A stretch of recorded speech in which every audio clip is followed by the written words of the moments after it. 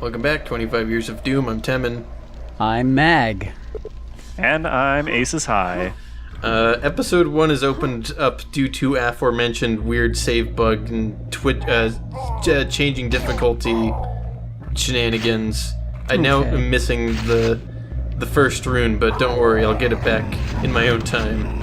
All right. I don't think it's necessary. I think it's a save problem in the sense that if you have to do like a pistol start or something, like because you died on a map, it automatically like gets rid of all your runes. Because this happened to me too when I recently replayed it, and I didn't do a difficulty change.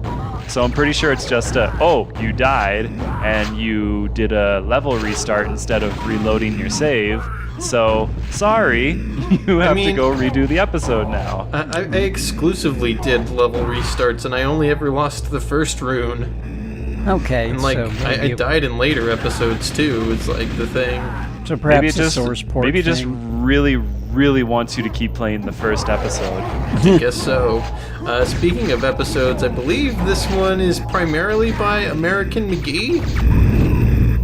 Okay, I can kind of see that so far. Kind of get that feeling a little bit. And as usual, we begin an episode on a tech-based type level. All right. Which I think this one's like Termination Central or something.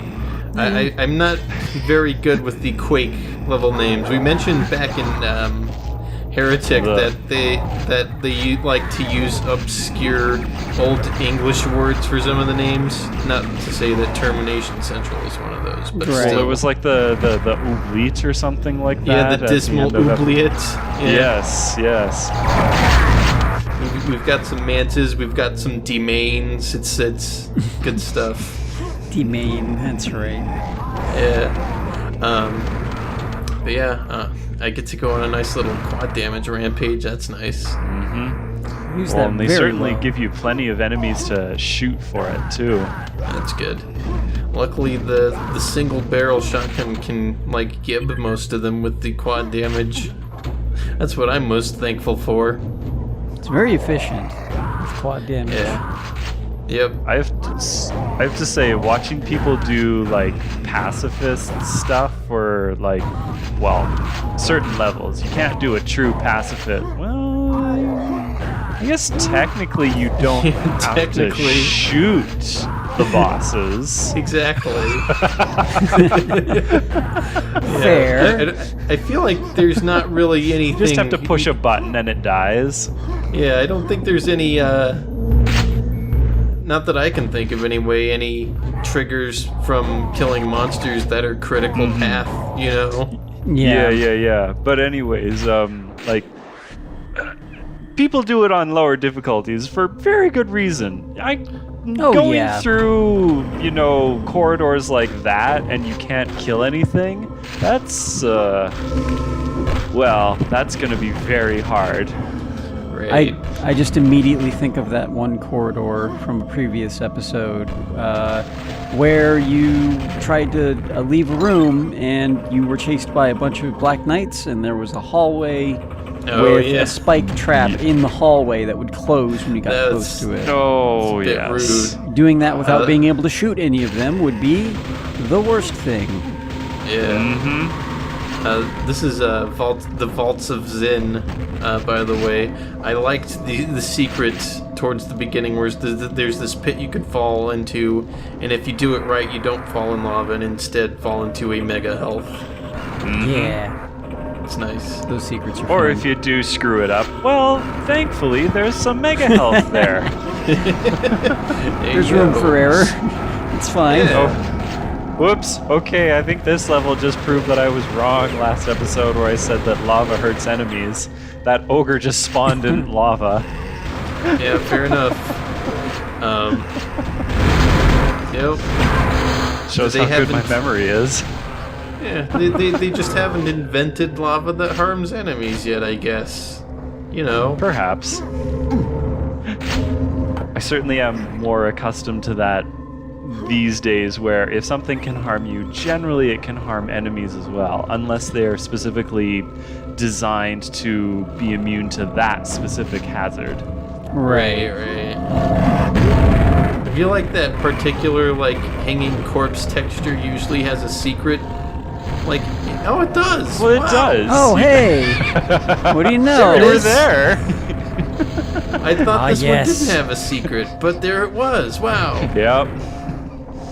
It was there. You just didn't go backwards. You just went forwards. Yeah. So I actually recorded Quake a few times because my first attempt, or not attempt, but like recording was for Win Quake, but I just needed to get that authentic DOS chunkiness. Yeah. Yep.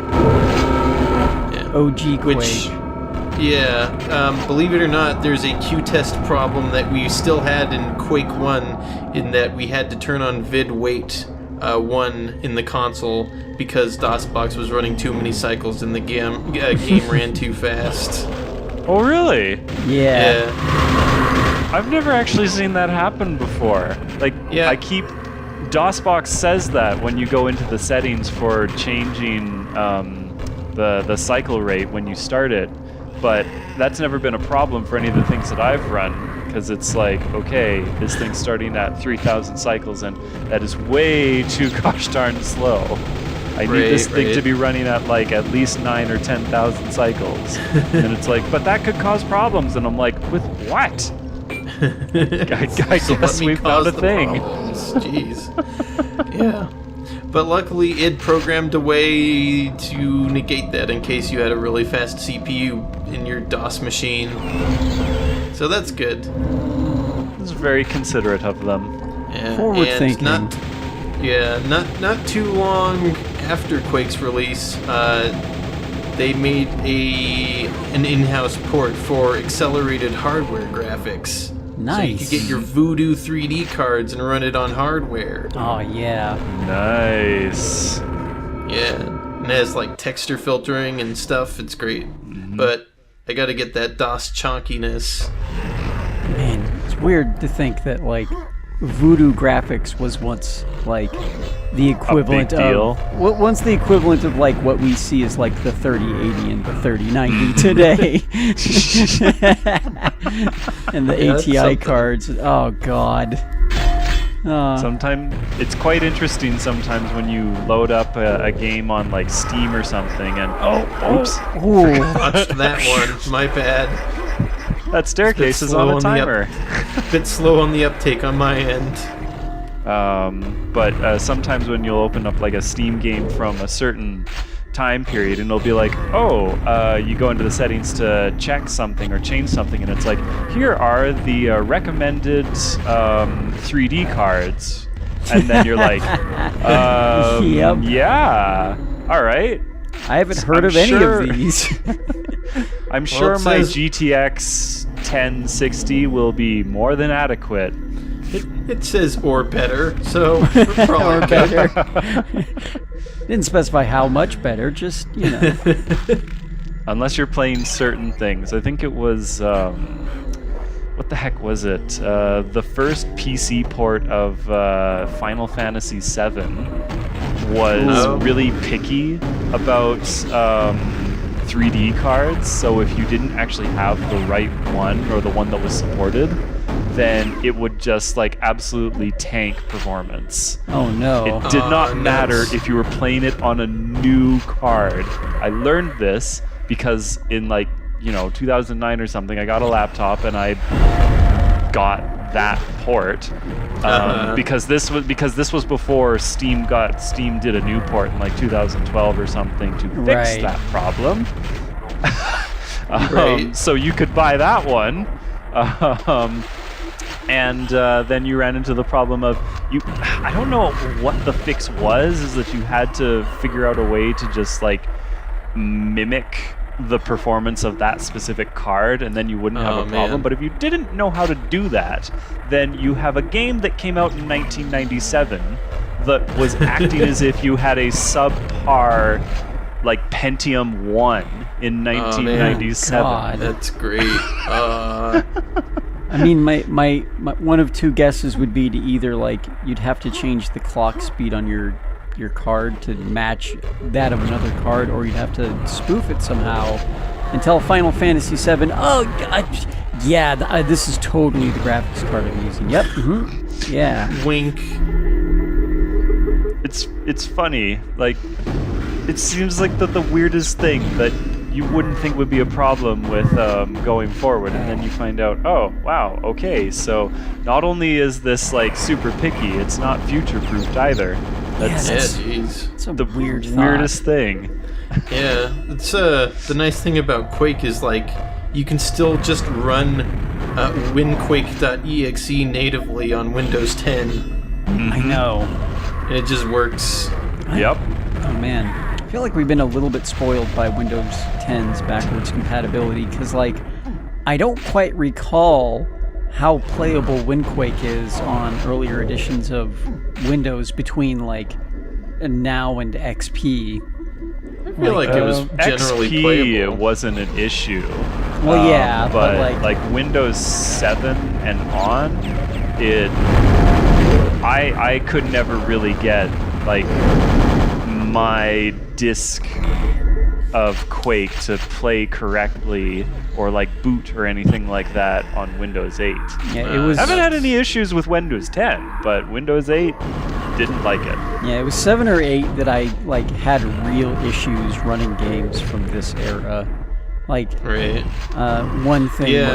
was like data protection stuff, where old executables were seen as like horrible, unreadable potential virus things, and so you'd have to turn off security for them to run, or they just wouldn't let you run it for either because the architecture was too old, so like 16-bit stuff you couldn't play.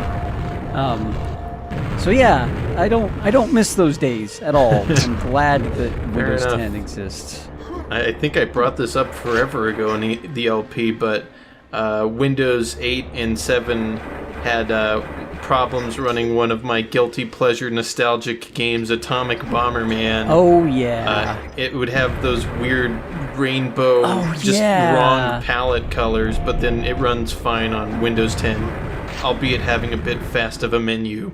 But it runs just fine. Yeah, the super strange psychedelic rainbow palette, which I had that problem with StarCraft.